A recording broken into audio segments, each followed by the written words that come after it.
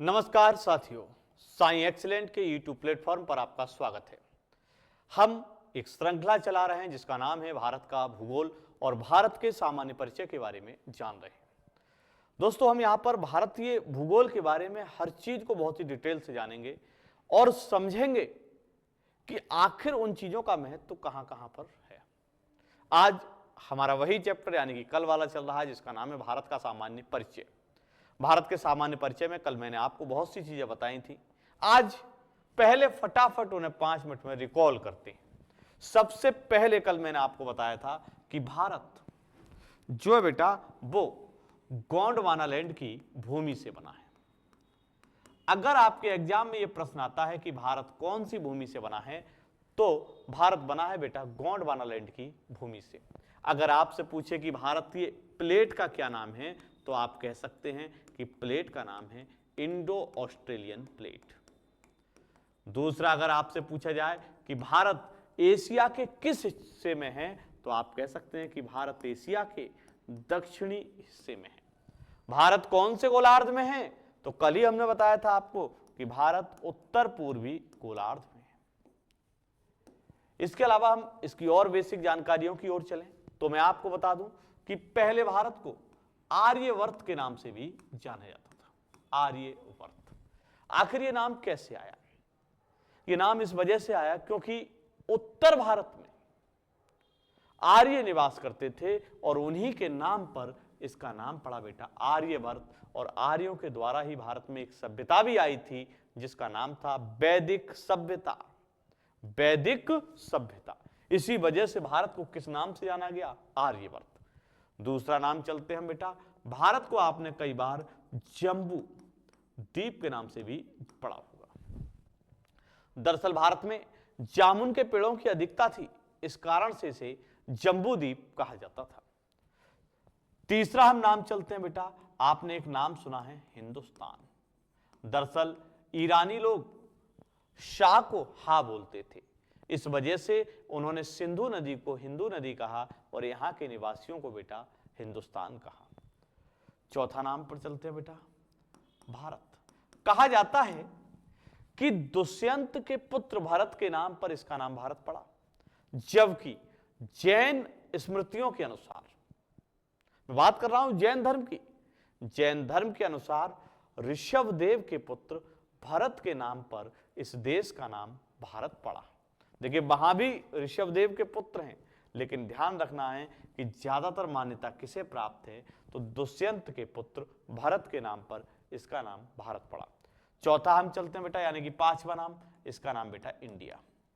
दरअसल यूनानी लोग सिंधु नदी को इंडस कहते थे और उसी वजह से इसका नाम पड़ा बेटा इंडिया। लेकिन भारतीय संविधान में केवल भारत के 2 नाम बताए गए हैं, भारत अर्थात इंडिया। हमने अभी अभी ये जाना कि भारत के नाम कैसे कैसे कब और क्या क्या पड़े, तो ये भी बेटा सामान्य परिचय के अंतर्गत आता है। इसके अलावा हम चलते हैं, कल ही मैंने आपको बताया था कि जो भारत की लंबाई है वो 3214 किलोमीटर है। यानी भारत की लंबाई कितनी है बेटा, तो 3214 किलोमीटर है। कितनी लंबाई बेटा? 3214 किलोमीटर है। जबकि बेटा भारत की चौड़ाई 2933 किलोमीटर है। कल हमने बेटा इसके बारे में भी जाना था। अगला एक और पॉइंट जो कल हमने जाना था, भारत का क्षेत्रफल कितना है, तो बेटा भारत का क्षेत्रफल 32,87,263 वर्ग किलोमीटर है, जो विश्व के क्षेत्रफल का लगभग 2.4% है। इसके अलावा हमने कल और जाना था कि भारत से बड़ा देश कौन सा है, तो बेटा ऑस्ट्रेलिया है, और छोटा देश कौन सा है, अर्जेंटीना है। किसके अनुसार? क्षेत्रफल के अनुसार। और भारत विश्व में क्षेत्रफल में कौन से नंबर पर है बेटा, तो 7वें नंबर पर है। इसके अलावा कल हमने जाना था बेटा, अगर हम और चलें तो मैंने आपको बताया था कि भारत की जो स्थलीय सीमा है इस तरीके से वो बेटा 15,200 किलोमीटर है, और जलीय सीमा जो मुख्य भूमि की है वो 6100 किलोमीटर है, जबकि संपूर्ण जलीय सीमा 7516 किलोमीटर है। इस तरीके से कल हमने कुछ बेसिक चीजों को जाना था। आज हम इससे आगे बढ़ते हैं और जानते हैं बहुत ही महत्वपूर्ण चीज, यहां से अक्सर परीक्षाओं में प्रश्न आते हैं, नंबर 1 कर्क रेखा और नंबर 2 मकर रेखा। आज हम कर्क रेखा और मकर रेखा के बारे में बेसिक जानेंगे और नंबर 3 हम जानेंगे बेटा भारत की समय रेखा। आखिर कर्क रेखा और मकर रेखाओं के बारे में क्यों जानना है? इस वजह से जानना है कि मकर रेखा भारत को टच करती है या नहीं और कर्क रेखा भारत को टच करती है या नहीं। दोनों रेखाओं के बारे में हम पहले जान लेते हैं। ये हमारे लिए आज के कुछ प्रश्न हैं, उन प्रश्नों को हम बेटा सॉल्व करेंगे और उसके बाद हम बेटा आगे बढ़ेंगे। देखिए, कल मैंने आपको बताया था कि पृथ्वी पर एक मध्य से रेखा गुजरती है और उसी को कहते हैं 0 डिग्री अक्षांश, जिसे मैंने कहा था भूमध्य रेखा। इसी को मैंने बताया था आपको विषुवत रेखा, इसी को मैंने कहा था महान वृत्त रेखा यानी कि ग्रेट सर्कल, और इसी को मैंने कहा था 0 डिग्री अक्षांश। अब ये रेखा कैसी है बेटा? तो ये बेटा क्षैतिज रेखा है। यहां पर 23.5 डिग्री उत्तरी अक्षांश को हम कहते हैं बेटा कर्क रेखा। 23.5 डिग्री उत्तरी अक्षांश को हम कर्क रेखा कहते हैं, जबकि 23.5 डिग्री दक्षिणी अक्षांश को बेटा हम मकर रेखा कहते हैं। क्या कहते हैं बेटा? मकर रेखा कहते हैं। 23.5 डिग्री अगर उत्तर की ओर है तो कौन सी रेखा है बेटा? कर्क रेखा है। और अगर 23.5 डिग्री दक्षिण की ओर है तो कौन सी रेखा है बेटा? मकर रेखा है। लेकिन कल ही मैंने आपको बताया था कि भारत कहां पर स्थित है, तो बेटा भारत की बात करें तो भारत यहां पर है, यानी कि भारत उत्तर पूर्वी गोलार्ध में स्थित है। इसका मतलब साफ है कि भारत से होकर एक रेखा नहीं जाती है और उसका नाम है मकर रेखा। इन दोनों क्षेत्रों में यानी कि यहां से लेकर अगर मैं यहां तक आऊं तो सूर्य का प्रकाश सीधा पड़ता है और यहां पर गर्मी बढ़ जाती है, यानी कि गर्मी साल भर रहती है। इस वजह से इसे उष्ण कटिबंध भी कहा जाता है। इससे आगे जाएंगे तो उपोष्ण कटिबंध है, उससे ऊपर जाएंगे तो बेटा शीतोष्ण है और उसके बाद शीत कटिबंध आता है। अब हम, क्योंकि आज हमें कर्क रेखा के बारे में जानना है और कर्क रेखा के बारे में समझना है, तो एक एक चीज अब हम बढ़ते हैं बेटा कर्क रेखा के बारे में। सबसे पहले हम जानते हैं आज कर्क रेखा। तो कर्क रेखा मैंने अभी आपको बताई थी कि कर्क रेखा कितने डिग्री अक्षांश है, तो आप सभी के दिमाग में आ रहा होगा कि कर्क रेखा 23.5 डिग्री उत्तरी अक्षांश है। यहां पर मैं 2 लाइन ड्रॉ करता हूं। सबसे पहले नीचे की ओर विषुवत रेखा, यह रेखा भारत को बिल्कुल भी टच नहीं कर रही है और यहां से यहां तक की दूरी यानी कि भारत की मुख्य भूमि की दूरी बेटा विषुवत रेखा तक की कितनी है, तो 876 किलोमीटर है। तो बेटा बताएं कि भारत से विषुवत रेखा कितने किलोमीटर दूर है, तो 876 किलोमीटर दूर है।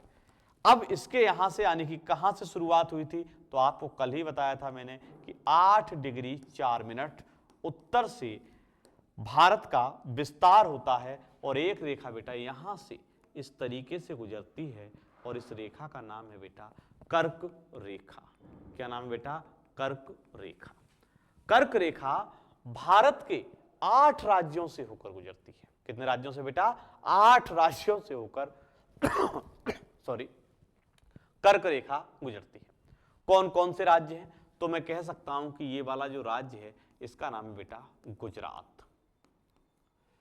अगर इस राज्य की बात की जाए तो क्या नाम है? राजस्थान। यहां पर आप देख रहे हैं कि राजस्थान को टच कर रही है। और बेटा ये वाला राज्य कौन सा है? तो मध्य प्रदेश। इस राज्य की ओर चलें तो ये राज्य पड़ता है बेटा छत्तीसगढ़। देखिए मैं यहां पर बना दे रहा हूं इसे छत्तीसगढ़। आप लोग सभी अपने मैप में प्रॉपर भरेंगे कि ये रेखा कहां से जा रही है, क्योंकि मैपिंग करने से एग्जैक्ट लोकेशन आपके दिमाग में हमेशा बसी रहेगी। इस वाले राज्य की बात करें तो इस वाले राज्य का नाम है बेटा झारखंड। यहां पर ये वाला जो राज्य है इसका नाम है बेटा पश्चिम बंगाल। ये वाला राज्य है बेटा, इसका नाम है बेटा त्रिपुरा और इसका नाम है मिजोरम। अब आप देख सकते हैं कि कर्क रेखा भारत के 8 राज्यों से गुजर रही है। Number 1 Gujarat, number 2 Rajasthan, number 3 Madhya Pradesh, number 4 Chhattisgarh, number 5 Jharkhand, number 5 Paschim Bangal, number 6 Tripura और नंबर 6 मिजोरम। तो बहुत ही आसान तरीके से आप ये समझ गए कि कर्क रेखा भारत के कितने राज्यों से गुजरती है, तो 8 राज्यों से।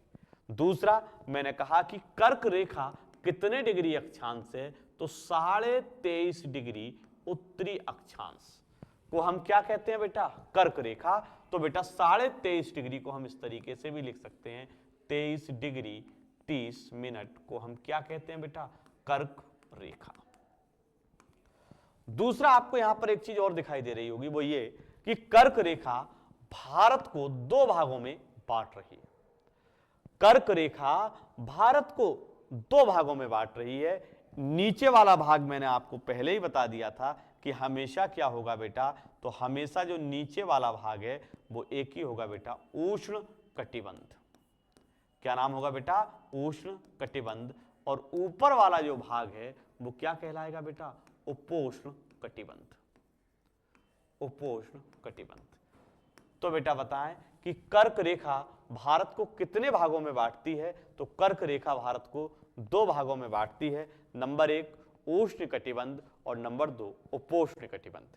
कर्क रेखा भारत के कितने राज्यों से होकर गुजरती है, तो कर्क रेखा भारत के 8 राज्यों से होकर गुजरती है। दूसरा प्रश्न यह बनता है कि कर्क रेखा बेटा याद करने की ट्रिक क्या है। कर्क रेखा याद करने की ट्रिक क्या है, तो सीधा आते हैं बेटा ट्रिक की ओर और चलते हैं कि ट्रिक क्या है हमारी, तो देखते हैं।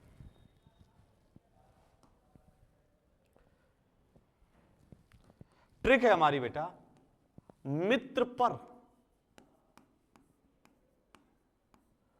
गमछा झार। ये हमारी बेटा ट्रिक है, मित्र पर गमछा झार। इसे थोड़ा और बड़ा कर लेते हैं जिससे आपको शायद देखने में दिक्कत ना हो। अब देखिए यहां पर मित्र पर गमछा झार, इस ट्रिक की बात करें तो यहां पर आप देख रहे हैं कि मी मानी मिजोरम और बेटा त्रा मानी त्रिपुरा। 2 राज्य हम पहुंचे कि मित्र पर गमछा झार, एक तो मिजोरम और एक बेटा त्रिपुरा। पा पर आए तो बेटा पा से पश्चिम बंगाल। क्या नाम हो गया बेटा, पश्चिम बंगाल। और रा पर आए तो आप समझ जाएं राजस्थान। अब आप देख रहे हैं कि हमने आसानी से कितने राज्य याद कर लिए, 4। गमछा गा पर आए तो बेटा गुजरात। मा पर आए तो मध्य प्रदेश। छा पर गए तो बेटा छत्तीसगढ़। अब आप देख रहे हैं कि 1 2 3 4 5 6 7 राज्य तो हो चुके हैं। अब बेटा क्या बचा, झार। क्या झार, तो बेटा झारखंड। तो बेटा कितने राज्य हैं, 8 हैं। कौन कौन से राज्य हैं, तो मिजोरम, त्रिपुरा, पश्चिम बंगाल, राजस्थान, गुजरात, मध्य प्रदेश, झारखंड, छत्तीसगढ़। हमने ट्रिक क्या बताई, मित्र पर गमछा झार। लेकिन इस ट्रिक में एक दिक्कत है। क्या दिक्कत है, कि राज्य दिशा के अनुसार नहीं है। अगर आपको केवल 8 राज्य याद करने हैं तो इन्हें ऐसे ही याद कर सकते हैं, कोई दिक्कत नहीं है कि मित्र पर गमछा झार, हमें 8 राज्य नाम याद हो गए। बहुत छोटी सी ट्रिक है। लेकिन अब हम चलते हैं एक और ट्रिक की ओर। दूसरी ट्रिक क्या है उसको भी देख लेते हैं। आपको जो भी आसान लगे उस ट्रिक से हमें कार्य करना है। जो भी आपको आसान लगेगा बेटा वही नियम हमारे लागू होंगे। दूसरी ट्रिक क्या है बेटा, वो भी देखते हैं अभी हम।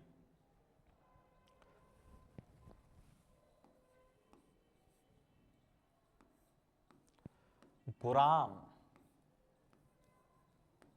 छत से झांक बंगला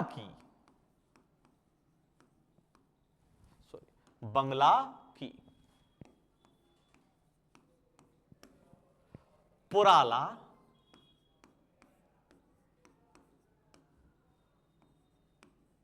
रम पिएंगे। अब इसमें है थोड़ा सा बड़ा, लेकिन सब चीज क्रम से है। जैसे गा से बेटा गुजरात, रा से मतलब राजस्थान, मा से मतलब मध्य प्रदेश, छत यानी कि छत्तीसगढ़, झांक मतलब झारखंड, बंगला मतलब बंगाल, पुरा मतलब त्रिपुरा, और बेटा रम मतलब मिजोरम। ये भी एक ट्रिक है, लेकिन ये ट्रिक तब है जब हमें राज्यों का क्रम याद करना हो एक ही क्रम से। जैसे पश्चिम से पूरब की ओर, यानी गुजरात जाएंगे, फिर हम कहां जाएंगे बेटा राजस्थान, फिर कहां जाएंगे मध्य प्रदेश, फिर छत्तीसगढ़, फिर झारखंड, फिर बंगाल, फिर त्रिपुरा और फिर मिजोरम। इस तरीके से भी हम इसे याद कर सकते हैं। दोनों में से जो भी ट्रिक आपको पसंद आए उस ट्रिक का आप आनंद लें। पहली ट्रिक बहुत छोटी है। क्या है पहली ट्रिक? केवल आसान आप तरीके से आप समझ रहे हैं कि मित्र पर गमछा झार। 8 राज्यों के नाम इसमें भी कवर हो रहे हैं, और बेटा 8 राज्यों के नाम इसमें भी कवर हो रहे हैं। आपको पता है कि पुरा जो है बेटा वो क्या होता है? पुरा उसे कहते हैं जो शादी के समय या बेटा गांव देहात में बंटवाने के लिए पूड़ियां लाई जाती हैं, उसे पुरा कहते हैं। और पुरा जब मिल गया तो बेटा लोग क्या करते हैं? रम पीते हैं, यानी कि कौन सा राज्य? मिजोरम। तो इस तरीके से आपने जाना कि कर्क रेखा भारत के 8 राज्यों से होकर गुजरती है। मैं उम्मीद करता हूं कि जो कर्क रेखा वाला कॉन्सेप्ट है आपको आसानी से समझ में आ गया होगा। जो बच्चे इस ट्रिक को देखना चाहते हैं वो दोनों ही ट्रिक जो भी उन्हें आसान लगे उसका इस्तेमाल कर सकते हैं। लेकिन ट्रिक से अच्छा यह है कि आप मैपिंग करें और मैपिंग में इसे भरें। अब इससे और आगे बढ़ते हैं हम। उम्मीद करता हूं कि कर्क रेखा का कॉन्सेप्ट आपका क्लियर हो गया होगा। दोस्तों मैं आपको एक बात बताना चाहता हूं कि हमारी वीडियो पर लगातार बहुत अच्छे अच्छे बच्चे कमेंट कर रहे हैं। मैं भी चाहूंगा कि आप भी उन वीडियो पर कमेंट करें और हमारा हौसला बढ़ाएं। अगर आप हमारे चैनल पर नए हैं तो बेटा आप हमारे चैनल को सब्सक्राइब जरूर करें। कल हमने एक और वीडियो डाली थी। हमने आपको बताया था कि हमारी जो वीडियो है कल भारत के सामान्य परिचय की ही थी। उस वीडियो में हमने आपको ये बताया था कि भारत का सामान्य परिचय में किस तरीके से चीज़ें शुरू हुई। उन वीडियो की बात करूं तो कुछ लोगों ने बहुत अच्छे कमेंट किए हैं। जैसे महेंद्र सैनी ने हमारे लगातार फॉलो कर रहे हैं। अंकित मौर्य जी का हम धन्यवाद देना चाहेंगे। वेद प्रकाश जी हैं, नेहा राणा हैं, खुशबू जी हैं, अरुण कुमार हैं, और बेटा रीना जी हैं, रिंकी ठाकुर हैं, और यादव ब्रांड नाम से भी एक बच्चा है हमारा। और आप समझ रहे हैं कि ये सब बच्चे हमारा हौसला बढ़ाने में बहुत योगदान दे रहे हैं। आप भी हमारा हौसला बढ़ाने के लिए वीडियो को लाइक शेयर जरूर करें और कमेंट बॉक्स में कमेंट करना ना भूलें।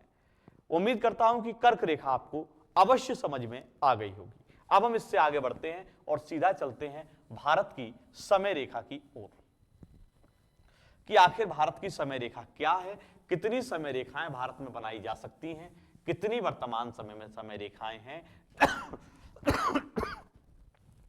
टाइम जोन क्या है, इन सभी के बारे में अब हम जानेंगे। उम्मीद करता हूं कि कर्क रेखा तक अगर किसी के भी कोई डाउट हो तो आप हमारे साई एक्सीलेंट के व्हाट्सएप नंबर पर भी उसे मैसेज कर सकते हैं। आप हमारे व्हाट्सएप ग्रुप से जुड़ सकते हैं, आप टेलीग्राम ग्रुप से भी जुड़ सकते हैं। तो दोस्तों अब हम सीधे चलते हैं समय रेखा की ओर। सबसे पहले मैं आपको बताऊं कि समय रेखा क्या है। समय रेखा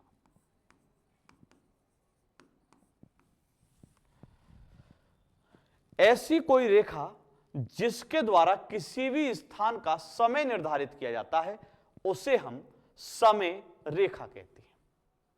क्या कहते हैं बेटा? समय रेखा। तो बेटा अब वो आखिर ऐसी कौन सी रेखाएं हैं जिनके द्वारा समय निर्धारित किया जाता है? तो आप समझ जाएं, उन रेखाओं को कहते हैं देशांतर रेखाएं। कैसी रेखाएं बेटा? देशांतर रेखाएं। तो अगर प्रश्न पूछा जाए कि समय किस रेखा के द्वारा निर्धारित होता है, तो देशांतर के द्वारा। दूसरा ये कि देशांतर रेखाएं कैसी हैं, तो बेटा इसी तरीके की थी, और बेटा एक यहां से जा रही थी। ये कितने डिग्री थी, तो आपने देखा 68 डिग्री 7 मिनट ईस्ट। ये कितनी थी, तो 97 डिग्री 25 मिनट ईस्ट। यही तो रेखाएं थी, कल हमने आपको बताया था। ये क्या है, भारत की संपूर्ण देशांतरीय विस्तार है। तो बेटा इन्हीं रेखाओं से, यानी कि ऐसी रेखाएं जो लंबवत हैं, यानी कह सकते हैं खड़ी हुई रेखाओं के द्वारा समय निकाला जाता है। खड़ी हुई रेखाएं से क्या निकालते हैं बेटा, समय। दूसरा एक सबसे महत्वपूर्ण चीज, अगर मैं आपसे यह कहूं, आप सभी जानते भी हैं कि पृथ्वी एक गोला है। हालांकि इसकी आकृति जियोड के समान है, मैंने आपको कल भी बताया था, लेकिन मान लेते हैं कि पृथ्वी एक गोला है, और पृथ्वी के इस स्थान पर मान लेते हैं ये कोई जगह है, और इस जगह का हम सीधा सीधा नाम ले लेते हैं कि भारत की राजधानी दिल्ली है। आज सूरज की किरण पहली 7 बजे पड़ी। कितने बजे पड़ी बेटा, 7 बजे। अब कल कितने बजे सूरज निकलेगा, तो आप ज्यादातर सभी लोग यही कहेंगे कि कल भी 7 बजे ही निकलेगा। तो पृथ्वी का चक्कर लगाकर ही तो पृथ्वी चाहे घूम रही है, लेकिन सूरज को वहां तक पहुंचने में कितना समय लगा बेटा, 24 घंटे। यानी पृथ्वी किसकी परिक्रमा कर रही है, सूर्य की, लेकिन क्या बना रही है, एक गोला सा बन रहा है। 24 घंटे का समय लगा। कितने घंटे का समय लगा बेटा, 24। कह सकते हैं कि गोला होने के कारण कितने डिग्री था, तो 360 डिग्री। कितने घंटे में, 24 घंटे में। या दूसरा तरीका सबसे अच्छा कि पृथ्वी पर कुल देशांतर कितने हैं, 360, और बेटा उसी स्थान पर पहुंचने के लिए सूर्य के प्रकाश को और कितना समय लग जाता है, तो 24 घंटे का समय लग जाता है। तो 1 घंटे में कितना, अगर आपसे यह पूछा जाए कि पृथ्वी पर प्रकाश 1 घंटे में कितनी दूरी तय कर लेता है, तो 15 देशांतर की। 15 देशांतर। कह सकते हैं कि 60 मिनट बराबर 15 देशांतर। तब भी बात भाई, अब कोई आपसे कहे एक देशांतर में कितना बेटा समय लग जाता है, तो 4 मिनट का। कितने मिनट का बेटा, 4 मिनट का समय लग जाता है। इस तरीके से हमने ये जाना कि एक देशांतर बराबर कितने मिनट होता है बेटा, 4 मिनट। और कितने देशांतर हैं, 360, और बेटा कितना समय लग जाता है, 24 घंटे। दूसरा ये कि समय निर्धारण का एक नियम यहीं से लाया गया कि जब भी समय निर्धारित करेंगे तो वह स्थान 7.5 का गुणज होना चाहिए। क्यों गुणज होना चाहिए, क्योंकि बेटा आधा घंटे बराबर होता है 7.5 देशांतर। यहां से भी आप निकाल सकते हैं 60 मिनट, यानी कि आधा घंटा 30 मिनट, और कितने देशांतर अपने आप 2 कर देंगे तो 7.5। इस तरीके से आप इस बात पर पहुंचे कि समय अगर किसी भी स्थान का निर्धारित करना है तो वह स्थान 7.5 का गुणज होना चाहिए, यानी कि वह देशांतर 7.5 से कटना चाहिए। अब हम और चीजों को समझते हैं यहां पर कि भारत की अगर हम बात करें, किसकी बात करें बेटा, भारत की, तो यहां पर आपने देखा कि जो भारत है वो बेटा 68 से 97 तक ही तो है। तो उन रेखाओं को हमें लेना है, उस देशांतर रेखाओं को लेना है जो 7.5 से कटे। तो 7.5 से कौन कौन सी रेखाएं कटती हैं उसके बारे में हम बात कर लेते हैं। अब देखिए, सबसे पहले बात करते हैं हम कि यहां पर कितने डिग्री है बेटा, 68 डिग्री, यानी कि 68। अब 7.5 से एक तो कटेगा बेटा 67 डिग्री 30 मिनट, क्योंकि 7.5 का भी मतलब क्या है यहां पर, 7 डिग्री 30 मिनट। लेकिन 67 के बाद भारत का विस्तार शुरू हुआ 68 से। विश्व के मानक के अनुसार अब हम यहां पर समय निर्धारित नहीं कर सकते। अब हमें इससे और आगे बढ़ना पड़ेगा। अब हम इससे और आगे गए तो 7.5 का जो गुणज मिलेगा वो मिलेगा 75 डिग्री। उसे कह सकते हैं बेटा, हम उस रेखा को हम यहां से गुजार देते हैं और देख लेते हैं बेटा कितने डिग्री देशांतर है, तो 75 डिग्री पूर्वी देशांतर यानी 75 डिग्री देशांतर भारत का समय निर्धारित किया जा सकता है विश्व के अनुसार। किसके अनुसार बेटा? विश्व के अनुसार।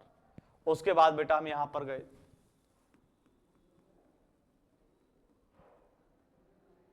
इस तरीके से आए हम, यहां पर एक और 7.5 का गुणज मिलता है जिसका नाम है 82.5 डिग्री, या इसी को हम कह सकते हैं बेटा इस तरीके से भी 82.5 डिग्री पूर्वी देशांतर, या हम ऐसे भी लिख सकते हैं 82.5 डिग्री पूर्वी देशांतर। यह रेखा भारत से गुजरती है। कहां से गुजरती है बेटा? भारत से। इस वजह से इसको भी हम समय निर्धारित कर सकते हैं। इससे और आगे बढ़े बेटा तो हमें एक और 7.5 का गुणज मिल जाएगा जिससे हम कह सकते हैं 90 डिग्री पूर्वी देशांतर। इससे भी हम भारत का मानक समय निर्धारित कर सकते हैं क्योंकि 7.5 से कट रहा है। लेकिन इससे और आगे जाएंगे तो अगली रेखा हमें मिलेगी 97 डिग्री 30 मिनट, जो 25 से तो बेटा एग्जैक्टली कम ही है। तो ये वाली समय रेखा नहीं हो सकती, ये वाली भी समय रेखा नहीं हो सकती, क्योंकि वही होगी जो 7.5 से कटेगी। तो एक तो ये हो सकती है, एक ये हो सकती है यानी कि 90 वाली, और एक बेटा 82.5 वाली। लेकिन हमने जब समय रेखा का निर्धारण किया तो यह तय किया कि भारत में समय एक ही होगा, यानी हमें बार बार अपनी घड़ियों को बदलना ना पड़े, जिस कारण से हमने एक ही समय रेखा निर्धारित की।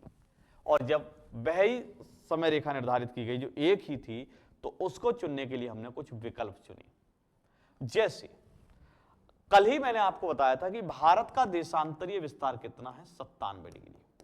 और जब हमें एक ही चुननी है तो इसका मतलब कि एक औसत होना चाहिए। 97 से लेकर बेटा कितने तक था? 68। इधर हमने देखा था दोनों का अंतर कितना आता है? तो 29 देशांतर का। कितना आता है बेटा? 29 देशांतर का। और जब आधा निकालना है तो 2 से कर देंगे भाग और बेटा हो जाएगा 14.5। कह सकते हैं कि 68 में हम 14.5 अगर जोड़ दें तो हम पहुंच जाएंगे बेटा 82.5 तक। दूसरा 97 में से भी अगर घटा दें तब भी कहां पर आएंगे? 82.5। और ये तो बहुत ही अच्छी बात हुई कि 82.5 डिग्री तो रेखा भारत से जाती है। इसी वजह से हम लोगों ने एक रेखा डिसाइड की, कौन सी बेटा? 82.5 डिग्री पूर्वी देशांतर। तो अगर आपसे ये पूछा जाए कि भारत की समय रेखा कितनी है, तो बेटा आपके दिमाग में तुरंत आ जाना चाहिए कि भारत की समय रेखा 82.5 डिग्री पूर्वी देशांतर है। कितनी है बेटा? 82.5 डिग्री पूर्वी देशांतर है। तो बेटा अगर मैं आपसे पूछूं कि भारत का मानक समय किस रेखा के द्वारा निर्धारित किया जाता है, तो 82.5 डिग्री पूर्वी देशांतर के द्वारा भारत का मानक समय निर्धारित किया जाता है।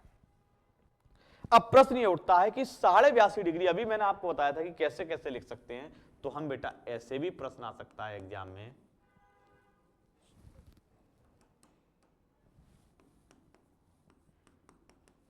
एग्जाम में बेटा कुछ इस तरीके से भी आ सकता है, किसी भी तरीके से आए। आप समझ रहे हैं कि वो क्या है? 82.5 है, क्योंकि घंटा 60 मिनट का होता है, इसी वजह से 30 लिया गया है। अब 82.5 डिग्री रेखा भारत के किन किन राज्यों से गुजरती है, पहले हमें वो देखना है। यहां पर आप देख रहे हैं कि बहुत ही प्यारा राज्य है एक उत्तर प्रदेश, जिसे हम उत्तम प्रदेश के नाम से भी जानते हैं, क्योंकि उत्तर प्रदेश हमारा उत्तम प्रदेश है। उसके बाद बेटा नीचे आपको दिखाई दे रहा है एक और राज्य जिसका नाम है मध्य प्रदेश। मध्य प्रदेश पठारी क्षेत्र पर बिल्कुल बसा हुआ है। बहुत ही बढ़िया, आपको यहां पर कुछ जलप्रपात भी देखने के लिए मिल जाएंगे। जलप्रपात आपको बढ़िया छत्तीसगढ़ में भी देखने के लिए मिल जाएंगे। उड़ीसा का क्षेत्र हमारा बेटा कोयला और लोहा उत्पादन के लिए प्रसिद्ध है। इसी तरीके से बेटा आंध्र प्रदेश की नेल्लोर खान भी बेटा अभ्रक उत्पादन के लिए प्रसिद्ध है। किसके लिए बेटा? अभ्रक उत्पादन। तो अब हम पहुंचे कि जो समय रेखा है वो एक तो गुजरी बेटा उत्तर प्रदेश से, एक मध्य प्रदेश से, एक छत्तीसगढ़ से, एक उड़ीसा से और एक बेटा आंध्र प्रदेश से। कितने राज्य हो गए? फटाफट बताएं। 1 2 3 4 5। कितने राज्यों से गुजरी बेटा? 5 राज्यों से होकर भारत की समय रेखा गुजरी। उम्मीद करता हूं कि ये 5 राज्य आपको अब याद हो गए होंगे। तो फटाफट आप बताइए कि 82.5 डिग्री रेखा भारत के कितने राज्यों से गुजरती है, या भारत की मानक समय रेखा कितने राज्यों से गुजरती है। तो आपके दिमाग में तुरंत आ जाना चाहिए कि ये समय रेखा तो अभी सर ने बताया है कितने राज्यों से गुजरती है? 5। कौन कौन से? तो बोले उत्तर प्रदेश, दूसरा मध्य प्रदेश, तीसरा छत्तीसगढ़। कौन सा गढ़? छत्तीसगढ़। और बेटा फिर उसके बाद उड़ीसा, उड़ीसा। और उसके बाद बेटा आंध्र प्रदेश, आंध्र प्रदेश। आपको ये 5 राज्य अब याद हो गए होंगे। लेकिन भारत का मानक समय निर्धारित कहां से किया गया है? तो बेटा नैनी से। नैनी कहां पर है? तो उत्तर प्रदेश के प्रयागराज में है, जिसे हम पहले इलाहाबाद के नाम से भी जानते थे। इस वर्ष इलाहाबाद में यानी कि प्रयागराज में महाकुंभ का भी आयोजन किया गया है। तो बेटा नैनी कहां पर है? प्रयागराज में है। और बेटा यहीं से भारत का मानक समय निर्धारित किया गया है। दूसरा ये कि कभी कभी इसके स्थान पर आ जाता है बेटा मिर्जापुर। क्या आ जाता है बेटा? मिर्जापुर। तो आप ध्यान देंगे कि कभी कभी इसके स्थान पर कौन सा नाम आ जाता है। तो आपके दिमाग में तुरंत आना चाहिए कि एक तुरंत, अगर प्रयागराज नहीं आएगा तो क्या आएगा? मिर्जापुर। मिर्जापुर की गद्दी है भैया कालीन भैया की, समझ जाएं। तो बेटा कौन सी जगह आ गई? मिर्जापुर। उसके बाद अगर आप मध्य प्रदेश का पेपर देने जा रहे हैं तो कभी कभी पेपर में आ जाता है बेटा रीवा। कौन सा बेटा? रीवा। क्योंकि ये रेखा है, कई जगह से होकर गुजर रही है। ऐसा नहीं है कि केवल इसी स्थान से जा रही है, ये काल्पनिक रेखा। ये तो बेटा रेखा इसी तरीके से जा रही है, जो जो स्थान पड़ेगा उन सभी से होकर ये गुजर रही है। अब हम और इसकी बेसिक बारे में जानते हैं। आपको अब तक ये पता चला कि कर्क रेखा 23.5 डिग्री उत्तरी अक्षांश से। दूसरा आपने ये जाना कि जो कर्क रेखा है, कर्क रेखा 23.5 डिग्री उत्तरी अक्षांश से और भारत के 8 राज्यों से होकर गुजरती है। समय रेखा 82.5 डिग्री पूर्वी देशांतर है और भारत के 5 राज्यों से होकर गुजरती है। अब ये दोनों रेखाएं भी एक दूसरे को काटती हैं, यानी कि अगर हम कह सकते हैं, इसका अर्थ ये हुआ कि कर्क रेखा और बेटा समय रेखा एक दूसरे से कहीं ना कहीं तो मिल रही हैं। तो कहां पर? यानी कि यहां पर। और बेटा कौन सा राज्य? छत्तीसगढ़। छत्तीसगढ़। और किस स्थान पर? तो सरगुजा। तो बेटा सरगुजा नामक स्थान पर कर्क रेखा और समय रेखा एक दूसरे को काटती है। तीसरे प्रश्न की ओर चलते हैं। कभी कभी प्रश्न आता है, उस प्रश्न को भी हम देख लेते हैं। आप ध्यान रखें, मैपिंग का कार्य अवश्य करना है। इसी वजह से मैं हर चीज को कहां भरवा रहा हूं बेटा? मैप पर। मैप पर इसी वजह से भरकर दिखा रहा हूं कि आप उसे घर पर जाकर भरें और बाकायदा मैपिंग करें और उसे अपनी कॉपियों में चिपकाएं। मैपिंग ही है जो आपकी ज्योग्राफी को सबसे बेस्ट बना सकती है, क्योंकि मैप में जब हम भरते हैं तो एक एक स्थान हमारे दिमाग में छप जाता है और कोई भी चीज जो एक बार हमारे दिमाग में छप गई उसके बाहर निकलने का फिर कोई विकल्प नहीं।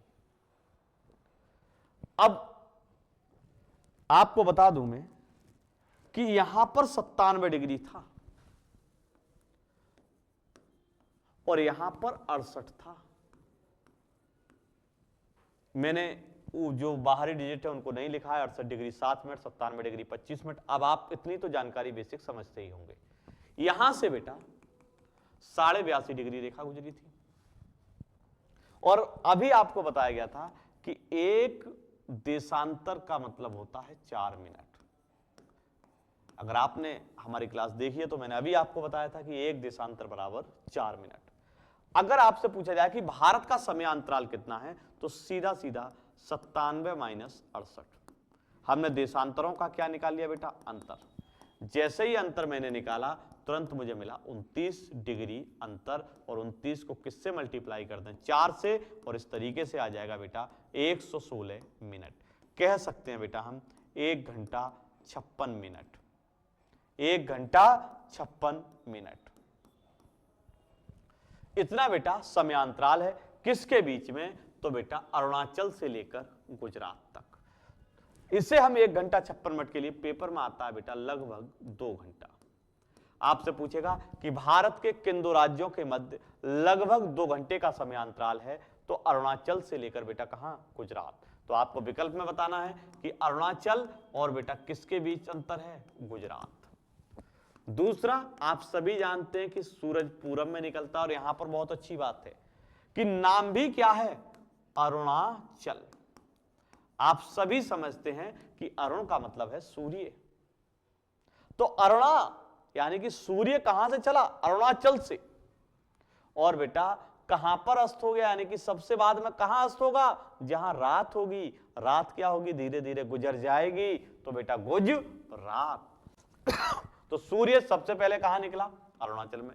सूर्य सबसे बाद में अस्त कहां हुआ, गुजरात में। इस तरीके से भी आपको प्रश्न पूछा जा सकता है कि भारत में सूर्योदय सबसे पहले कहां होता है, अरुणाचल प्रदेश में।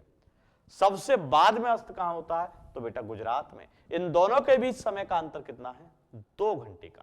कितने का बेटा, 2 घंटे का इन दोनों के मध्य समय का अंतर है। तीसरा बेटा हम चलते हैं कि भारत का समय ग्रीनविच रेखा से कितना आगे है। दरअसल ग्रीनविच रेखा 0 डिग्री देशांतर को कहा जाता है, और भारत इसी रेखा से कितने आगे है, यानी कि जो हमने समय लिया है वो 82.5 डिग्री पूर्वी देशांतर लिया है। कितना लिया बेटा, 82.5 डिग्री पूर्वी देशांतर लिया है। उम्मीद करता हूं कि यहां तक सभी चीजें आपको क्लियर हो गई होंगी। अब 82.5 डिग्री पूर्वी देशांतर लिया है, इनका अंतर भी कितना आएगा, क्योंकि 0 ही घटाना है तो 82.5 आ जाएगा। 82.5 को हम किससे गुणा कर सकते हैं बेटा, 4 से, क्योंकि आपको अभी बताया था कि एक देशांतर बराबर 4 मिनट। कितने मिनट बेटा, 330, जिसे हम कह सकते हैं 5 घंटा 30 मिनट।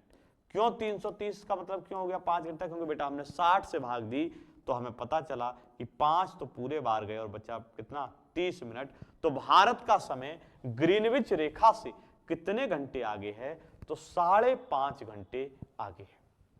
बेसिकली आज हमने 2 चीजें अभी तक देखी हैं, जिनका नाम है समय रेखा और बेटा कर्क रेखा। अब जरा कर्क रेखा और समय रेखा के बारे में आप हमें फटाफट रिकॉल करके अपने मन में बताएं कि कर्क रेखा कितने डिग्री अक्षांश को कहते हैं, बताएं बेटा। हाँ बिल्कुल रिकॉल करें, 23.5 डिग्री उत्तरी अक्षांश क्या कहलाता है बेटा, कर्क रेखा। कर्क रेखा भारत के कितने राज्यों से गुजरती है, तुरंत मन में आ जाए, वो ना आ जाए मन में जो कभी पहले थी, अभी वाला चीज लेके आनी है, जो अभी पढ़ाया है हमने। मन वाली तो आती रहेंगी और जाती रहेंगी, दिल तो खुला दरवाजा है, टेंशन ना लें। ये बताएं कि कितने राज्यों से गुजरती है, तो बेटा 8 राज्यों से। कर्क रेखा भारत के 8 राज्यों से गुजरती है। और बेटा क्या बताया था हमने, मित्र पर गमछा झार, इसकी ट्रिक थी। ये नहीं कि मित्र गमछा बिछा के सैया जी दिलवा मांगे रे गमछा बिछाए, ऐसा नहीं। यहां पर याद रखना है कि 8 राज्य हैं। कौन कौन से हैं बेटा, सबसे पहले हमने बताया था कौन सा, गुजरात। यहां पर है, आपको दिखाई दे रहा होगा, खूब मैप में बढ़ना है, इसको भर सकते हैं हम जी यानी कि गुजरात। इसको हम क्या कह सकते हैं, राजस्थान। राज करने वाले बीच में दिल में कौन है, मध्य प्रदेश। और जब बीच दिल में आ जाता है तो बीच में कुछ आंकड़ा 36 का भी हो जाता है, छत्तीसगढ़। अब उन्हें बेटा झाड़ दो, क्योंकि मामला छत्तीसगढ़ का है। क्या हो गया बेटा, झाड़ दिया हमने झारखंड। और फिर बेटा जब झाड़ दिया तो मन किया क्या खाने का, बंगाली रसगुल्ला, बंगाल। उसके बाद पुरा लाए फिर से, त्रिपुरा, और बेटा मिजोरम। तो बेटा आपने देखा गुजरात, राजस्थान, मध्य प्रदेश, छत्तीसगढ़, झारखंड, पश्चिम बंगाल, त्रिपुरा और मिजोरम। किस क्रम में है ये, पश्चिम से पूरब।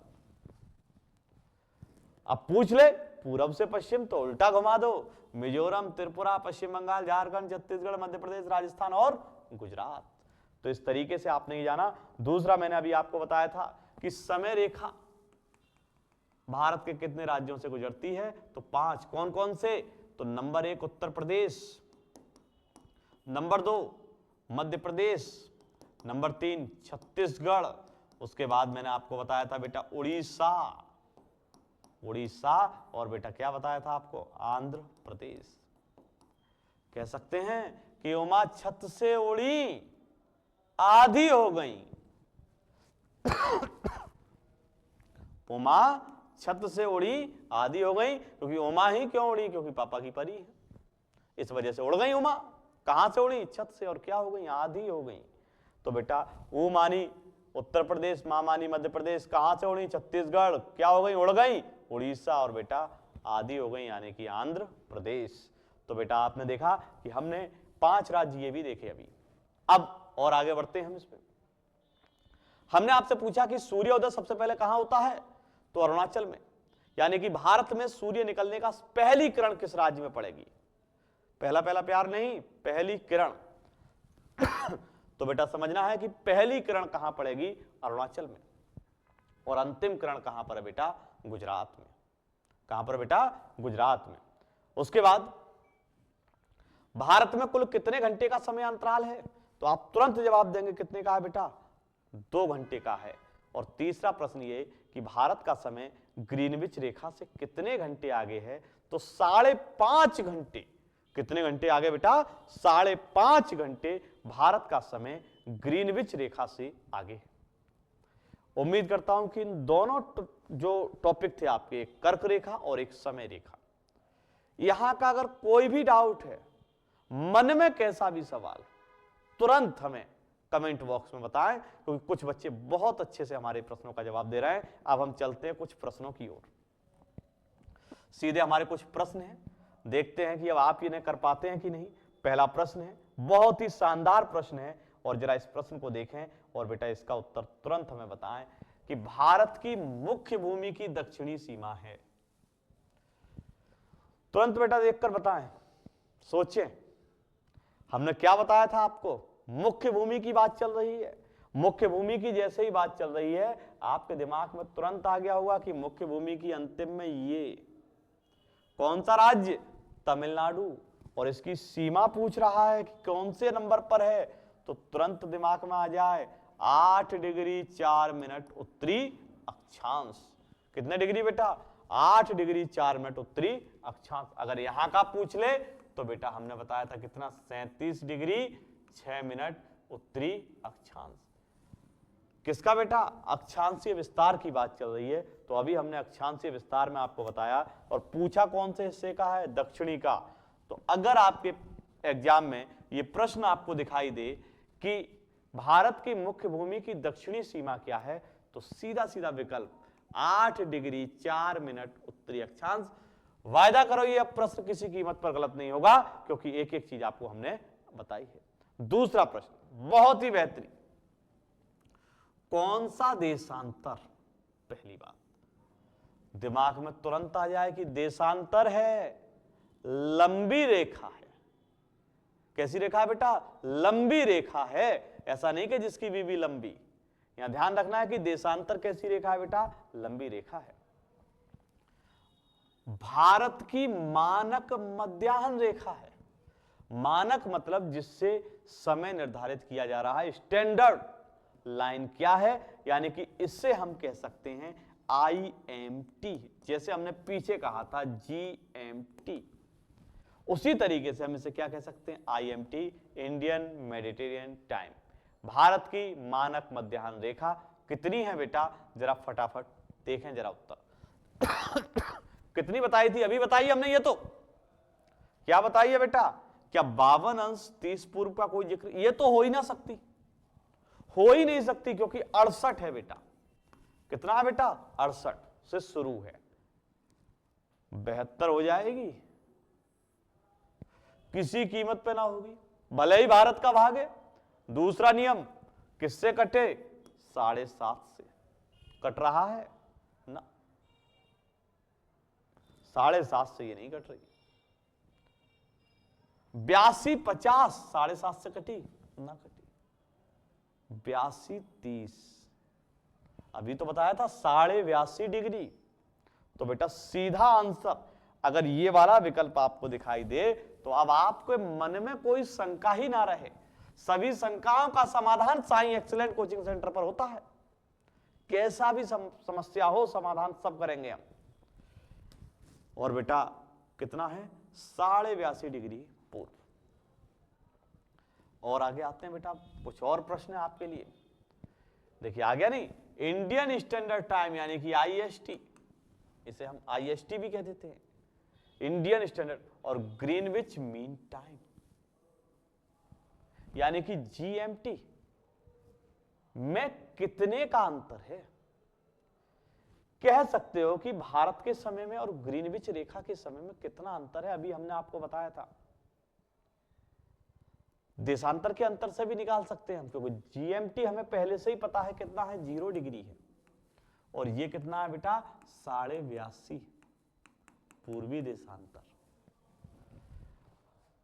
अभी आपने निकाला था, कितने घंटे निकाला था 5 घंटे। ओहो 5 घंटे तो सब में आ रहे हैं। अब क्या करें, फिर वही नियम कि 7.5 वाला गुणज, पहला तरीका। दूसरा ये कि 5 घंटे 30 मिनट ही तो बताया था हमने, अभी तो निकाला है आपने ना, ऐसे ही तो निकाला था कि 0 82.5, 82.5 में से 0 गया, कितने बचे बेटा 82.5। कितने मिनट, 1 देशांतर बराबर 4 मिनट, तो यानी कि कितना हो गया 330 मिनट। 330 मिनट का मतलब 5 घंटा 30 मिनट। सामने उत्तर दिखाई दे रहा है। अब बताएं, क्या आप भी नहीं कर पाएंगे? इतने आसानी से आपको हमने समझा दिया।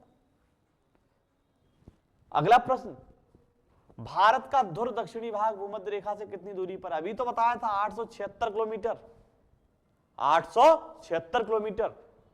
अगले प्रश्न की ओर चलते हैं बेटा, देखते हैं बेटा अगला प्रश्न। भारत की स्थलीय सीमा की लंबाई कितनी है? कल आपको बताया था हमने, कितनी है स्थलीय सीमा की लंबाई? 15,200 किलोमीटर। 15,200। कल हमने आपको कुछ इस तरीके से घुमाया था पेन, यहां से हम चले थे बेटा और इस तरीके से घूम घाम कर हम आए थे सभी जगह, और यहां तक पहुंचे थे। कितने किलोमीटर चले थे? तो आपसे पूछा जाए बेटा तो साफ समझ में आ रहा होगा आपके कि 15,200 किलोमीटर चले हैं। उसके बाद बेटा द्वीपों सहित भारत के तट रेखा की लंबाई, द्वीपों के सहित कल हमने बात बताई थी कि अंडमान निकोबार और लक्षद्वीप को अगर शामिल कर लें तो भारत की तट रेखा 7516 किलोमीटर हो जाती है। सीधा आंसर सी। जिन बच्चों ने कल की क्लास ली वो तुरंत एकदम से बता रहे होंगे क्या है इसका आंसर, सी है। देखिए हम आपको पढ़ाते भी हैं और इसी में आपको प्रैक्टिस भी करवा रहे हैं, जिससे हर पेपर को आप बहुत आसानी से बीट कर जाएं और अंतिम सफलता प्राप्त करें। भारत की उत्तर से दक्षिण लंबाई कल ही तो बताया था हमने, कितनी है बेटा 3214 किलोमीटर, 3214 किलोमीटर। और बेटा पूरब से पश्चिम तक की लंबाई की बात की गई है, यानी कि यहां पर ये दे दिया है बेटा इन्होंने, दरअसल शब्द सही होगा चौड़ाई। कितनी है बेटा 2933। लेकिन सबसे बड़ी चीज दिशा दी गई है। जब पूरब से पश्चिम पूछ रहा है तो बेटा क्या है 2933 किलोमीटर। कितनी है बेटा 2933 किलोमीटर। और बेटा अब आपसे पूछा कि भारत की तटरेखा की लंबाई, किसकी लंबाई बेटा? तट रेखा की लंबाई। तो साफ आप समझ रहे होंगे 6100 किलोमीटर, एक आध किलोमीटर नहीं बेटा, 6100 किलोमीटर भारत की तटरेखा लंबी है। यहां तक समझता हूं मैं कि सभी डाउट आपके क्लियर हो गए होंगे। और आगे बढ़ते हैं बेटा हम और समझते हैं। यहां पर तो बेटा प्रश्नों की संख्या कुछ ज्यादा ही है और देखते हैं कि कौन कौन सी प्रश्न है। लेकिन सभी प्रश्न वही हैं जो आप अभी पढ़ चुके हैं, कोई प्रश्न अलग नहीं है। पहला प्रश्न, निम्नलिखित भारतीय राज्यों में से किससे होकर कर्क रेखा नहीं गुजरती है? किससे होकर कर्क रेखा नहीं गुजरती है? ध्यान रखेंगे बेटा, ये बात किसकी हो रही है? कर्क रेखा की हो रही है। निम्नलिखित राज्यों में से किससे होकर कर्क रेखा नहीं गुजरती है? अभी तो बताए थे हम, कितने राज्य थे? 8। उत्तर प्रदेश था क्या? अरे पहला ही विकल्प बता रहा है बेटा, यूपी। यूपी में हमने कहीं आपको कर्क रेखा पढ़ाई थी? नहीं पढ़ाई थी बेटा, सीधा आंसर मिला ये। क्या मध्य प्रदेश से जाती है? तो हमने कहा था जाती है, गुजरात से भी, और बेटा कहां से? झारखंड से भी। तो पूछा क्या है? नहीं। इस चीज पर बहुत ध्यान देंगे कि नहीं बहुत इंपॉर्टेंट होता है। कई बार व्यक्ति पढ़ लेता है कर्क रेखा कहां से जाती है, उसका दिमाग तुरंत क्लिक किया और कोई एक दबा दिया और प्रश्न गलत। दूसरा है, कौन सी अक्षांश रेखा भारत के मध्य से होकर गुजरती है? लो भैया, अभी बताए थे, बिल्कुल तुरंत बताए हम आपको कि कर्क रेखा भारत को कितने भागों में बांटती है? 2। कितने भागों में? 2। अब बेटा जब 2 भागों में बांट रही है, कौन सी रेखा बेटा? कर्क रेखा। तो बेटा सामने क्या आ गया बेटा? कर्क रेखा। समझ लो, पुष्पा भाई की तरह झुकेंगे नहीं, पेपर में एक एक प्रश्न करके आएंगे और यहां से आपको एक एक चीज करवाई जा रही है। बस मेहनत करें हमारे साथ और लगे रहें। जैसे हम बता रहे हैं बस वैसे पढ़ लें। सिलेक्शन से तुम्हें कोई रोक नहीं सकता, चाहे पेपर किसी का भी हो, इससे बाहर थोड़ी आ जाएगा। एक एक चीज डिटेल में पढ़िए। प्रश्न भी करवा रहे हैं यहीं पर इसी वजह से। तीसरा, कर्क रेखा भारत के कितने राज्यों से होकर गुजरती है? अब छोटे छोटे से आसान से प्रश्न, कहां से? 8। कितने राज्यों से? 8 से। अगला प्रश्न, निम्नलिखित में से किस राज्य से होकर कर्क रेखा नहीं गुजरती है? फिर वही आ गया, कर्क रेखा नहीं गुजरती है। तो बेटा बताओ, गुजरात से जाती है? बोले जाती है गुरुजी, जाती है। राजस्थान से? बोले यहां से तो भी जाती है। पश्चिम बंगाल से? फिर कौन सा बच्चा? अरे गुरुजी उड़ीसा से नहीं जाती है। उड़ीसा से तो जाती है, समय रेखा उड़ गई थी उमा यहां से तो उड़ीसा। अगला क्या है बेटा? भारत का वह राज्य जिससे होकर कर्क रेखा गुजरती है। अब देखिए, नहीं की जगह आ गया गुजरती है। प्रश्न फिर वही तगड़ा है, जब तक हमें पता नहीं है तब तक हम कैसे आगे बढ़े? यूपी से है? नहीं। हिमाचल से तो डेफिनेटली नहीं है, बहुत ऊपर है। बिहार से भी नहीं है, लेकिन बेटा कहां से है? झारखंड से। कहां से बेटा? झारखंड से। कुछ कभी कभी क्या होता है कि प्रश्न 2000 से पहले साल का भी मान लो मैंने यहां पर रख दूं, तो झारखंड उससे मिला हुआ था बिहार से। जैसे कई बच्चे ऐसा कहते हैं कि सर हमने पढ़ा था, किसी किताब में देखा था कि बिहार से भी गुजरती है, लेकिन वो प्रश्न 2000 से पहले का होगा। ये आप बात मान लें हमारी। अगर 2000 से पहले का है तो बिहार राज्य है। साल 2000 के बाद का है, यानी कि अब तो चल रही है 2025, तो अब तो ऐसा प्रश्न बनने की कोई संभावना है ही नहीं। पहले कभी गुजरती थी, तो पहले गुजरती थी तो कुछ ये भी कह सकते हैं, बोले कि इससे पहले तो उड़ीसा से भी गुजरती थी, क्योंकि पहले उड़ीसा और बिहार एक राज्य थे। हम बात वर्तमान परिप्रेक्ष्य की कर रहे हैं। वर्तमान परिस्थिति में बिहार से नहीं जाती है। कहां से जाती है बेटा? झारखंड से। तो आपके लिए सीधा विकल्प मिल रहा है क्या? झारखंड। कहां से बेटा? झारखंड। और चलते हैं, बहुत ही बढ़िया प्रश्न। भारत की मुख्य भूमि का दक्षिणी नोक है। नोक का मतलब क्या है?